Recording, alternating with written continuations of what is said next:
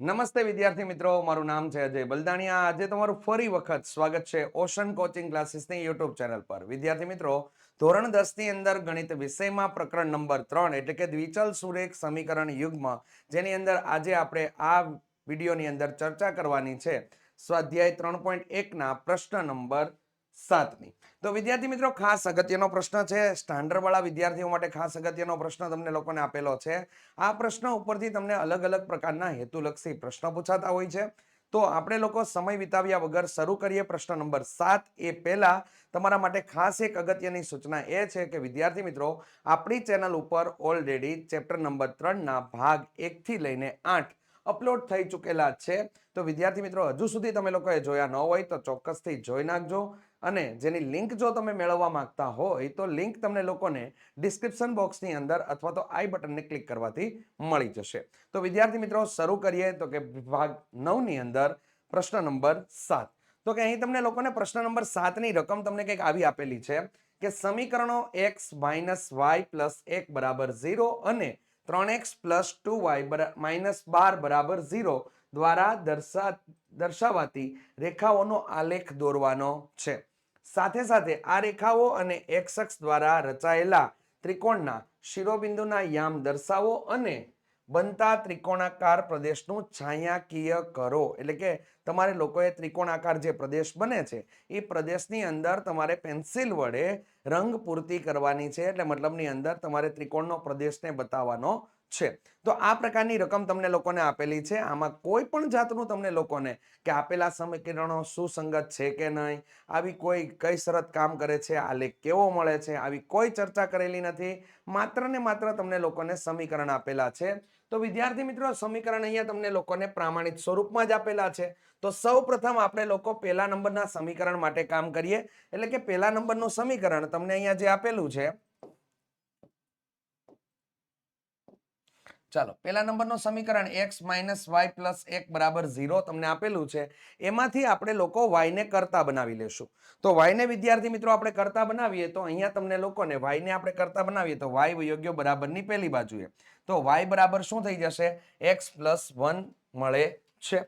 હવે x ની જુદી જુદી કિંમતો માટે આપણે લોકો y ના જુદા જુદા મૂલ્ય મેળવીશું.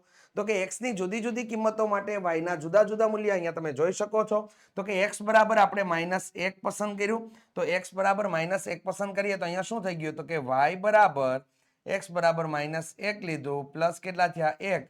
તો -1 ને +1 નો સરવાળો કર્યો તો કેટલા થઈ ગયા? 0. તો x બરાબર આપણે -1 લીધું તો આપણે y બરાબર કેટલા મળી ગયા? 0. એ જ પ્રમાણે y આપણે x બરાબર 2 લઈએ તો કે y બરાબર 2 + 1 તો આપણને કેટલા મળી ગયા? 3 મળે છે. રેડી? 2 ને કેટલા થઈ ગયા? 3. તો કે અહીંયા જોવા જાવ ને તો આપણને ઉકેલ કેવા મળ્યા? તો કે ઉકેલ આપણે જે આલેખપત્ર ઉપર બિંદુને દર્શાવવાના હોય તો x બરાબર -1 લીધું અને y બરાબર કેટલા મળ્યા? 0. એ જ પ્રમાણે x બરાબર આપણે 2 લીધું તો y બરાબર આપણને કેટલા મળ્યા? 3. આપણને 2 બિંદુ મળી ગયા. હવે જે કામ આપણે સમીકરણ નંબર 1 માટે આ રીતે કરેલું છે એવું જ કામ આપણે સમીકરણ 2 માટે કરવાનું છે. તો 2 માટે અહીંયા તમને આપેલું સમીકરણ 3x + 2y - 12 બરાબર 0 તમને આપેલું છે.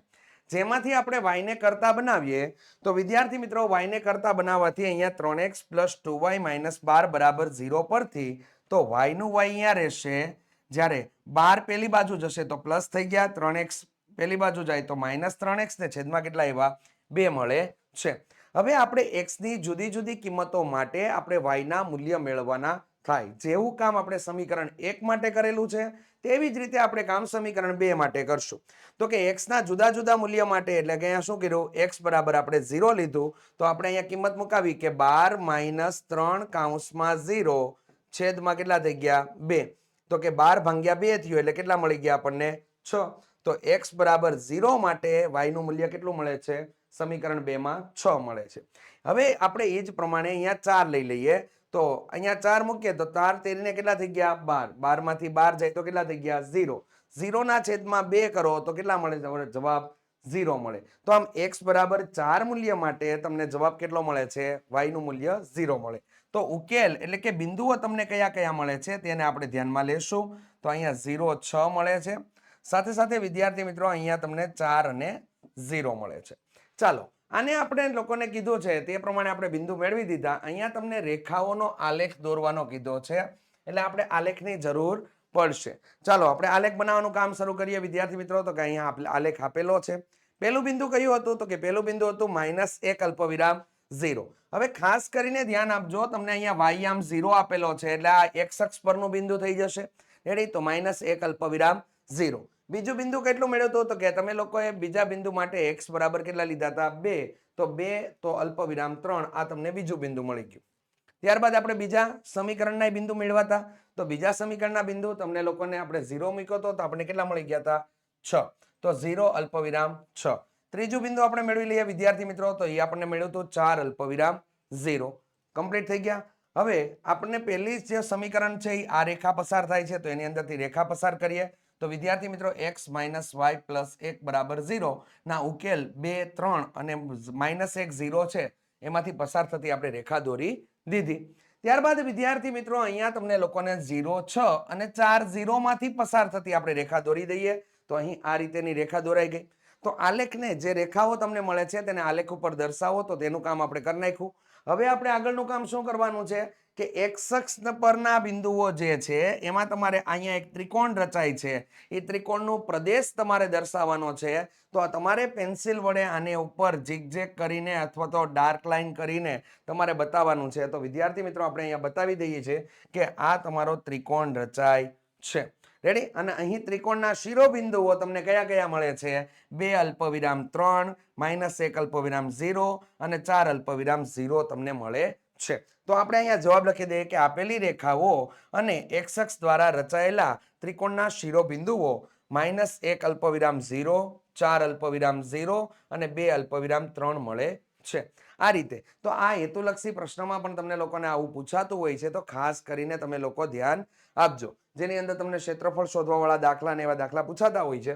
રેડી? તો દાખલો વિદ્યાર્થી મિત્રો આપણે ડન કરી દઈએ. તમને લોકોને ખ્યાલ આવી ગયો હશે. તો વિદ્યાર્થી મિત્રો આ દાખલાની અંદર આ તમારું સ્વાધ્યાય અહીંયા આપણું પૂરું થાય છે. સ્વાધ્યાય 3.1 સંપૂર્ણ સોલ્યુશન આપણી ઓલરેડી ચેનલ ઉપર મુકાઈ ચૂકેલું છે. તો વિદ્યાર્થી મિત્રો હજુ સુધી જોયું ન હોય તો ચોક્કસથી જોઈ નાખજો.